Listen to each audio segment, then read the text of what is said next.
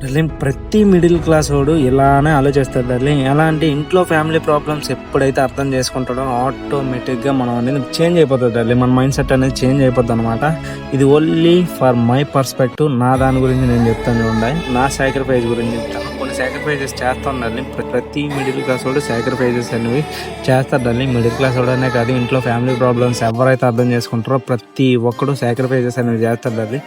ఆ సాక్రిఫైజెస్లో నా సాక్రిఫైజెస్ గురించి చెప్తాను ఉండాలి. ఓన్లీ నేను సాక్రిఫైస్ చేసింది ఏంటంటే, నాకు 17 years ఉన్నప్పుడు నాకు ఒక చిన్న డ్రీమ్ డార్లింగ్. ఆ డ్రీమ్ ఏంటంటే, నాకు ఒక మంచి బండి కొనుక్కోవాలని డ్రీమ్ డార్లింగ్. అది కూడా నా పైసలతో కొనుక్కోవాలని. ఆ బైక్ ఏంటంటే R15 అనమాట. 2.5 lakhs పట్టుకోవాలి డార్లింగ్. దానికైతే మాత్రం 2.5 lakhs పెట్టుకోవాలి అంటే మనం ప్రజెంట్ ఉన్న సిచ్యువేషన్లో చాలా కష్టం అనమాట. ఒకవేళ కొనాలనుకుంటే కొనవచ్చు, కానీ ఇంట్లో పరిస్థితులు అన్నీ సెట్ అయిన తర్వాతే మన డ్రీమ్స్ మీద మనం ఫోకస్ చేయాలి అన్న మైండ్ సెట్కి వెళ్ళిపోయింది డార్లింగ్.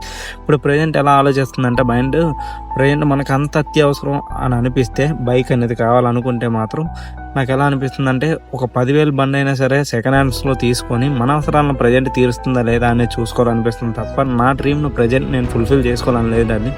ఇంట్లో వాళ్ళు హ్యాపీగా ఉంటే చాలు. మన హ్యాపీనెస్ అనేది ఏదో ఒక రోజు మన డ్రీమ్ అనేది మనం ఫుల్ఫిల్ చేసుకుంటాం, కానీ వాళ్ళని హ్యాపీ చేయలేం కదా. ప్రజెంట్ వాళ్ళని హ్యాపీ చేయాలంటే మాత్రం కొన్ని సాక్రిఫైజెస్ చేయాలి. ఆ సాక్రిఫైజెస్లో నా సాక్రిఫైజ్ అయితే ఇది.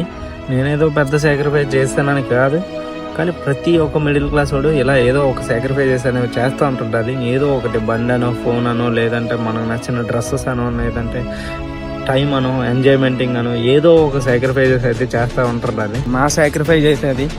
మీరు మీ లైఫ్లో ఏవి సాక్రిఫైజ్ చేశారో ఫ్యామిలీ కోసం కామెంట్లో తెలపండి, తెలుసుకుంటాను నేను కూడా.